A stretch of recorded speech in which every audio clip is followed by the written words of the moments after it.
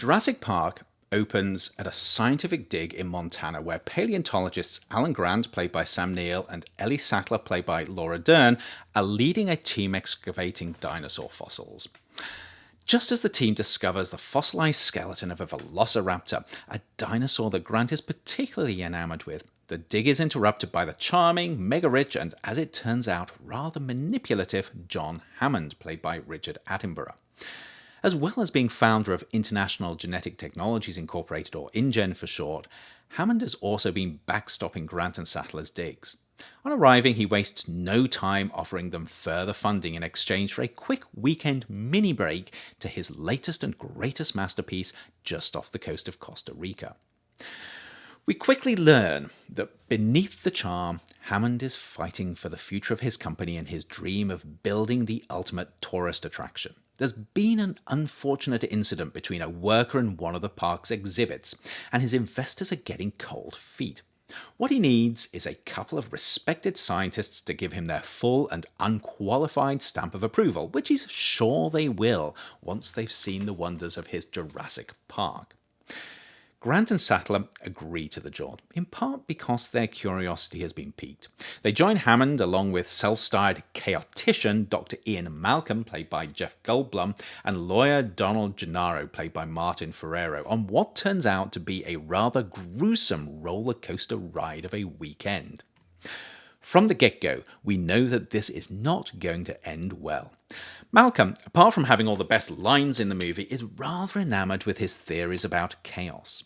These draw heavily on ideas that were gaining popularity in the 1980s when Crichton was writing the novel the movie's based on.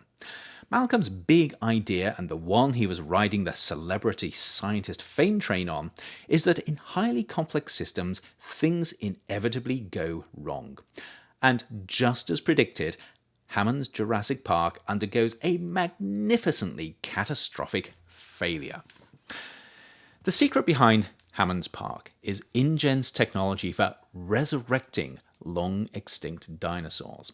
Using cutting-edge gene editing techniques, his scientists are able to reconstruct dinosaurs from recovered dino DNA. His source for the dino DNA is the remnants of prehistoric blood that were sucked up by mosquitoes before they were caught in tree resin and preserved in the resulting amber as the resin was fossilized. And his grand plan is to turn the fictitious island of Island Nublar into the world's first living dinosaur theme park. Unfortunately, there were a few holes in the genetic sequences that InGen was able to extract from the preserved blood, so Hammond's enterprising scientists filled them with bits and pieces of DNA from living species. They also engineered their dinosaurs to be all females to prevent them from breeding, and just to be on the safe side, the de-extinct dinosaurs were designed to slip into a coma and die if they weren't fed a regular supply of the essential amino acid lysine. The result is a bunch of enterprising scientists re-engineering nature to create the ultimate theme park and thinking they've put all the safeguards they need in place to prevent something bad happening.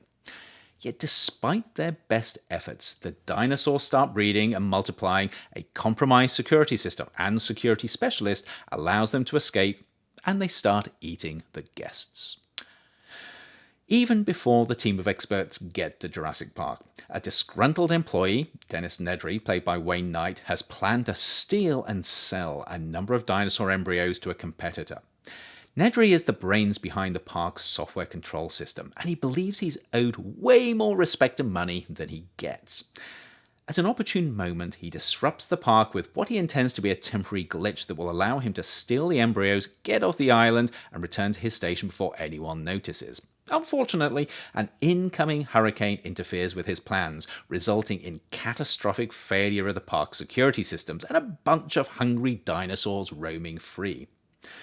To make matters worse, two of the guests are Hammond's young grandchildren who find their trip to the theme park transformed into a life and death race against a hungry Tyrannosaurus Rex and a pack of vengeful velociraptors.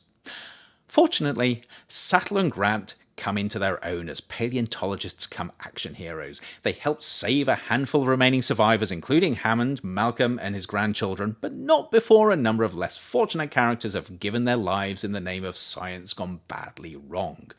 And as they leave the island, we are left in no doubt that nature in all its majesty has truly trounced the ambitions of Hammond and his team of genetic engineers.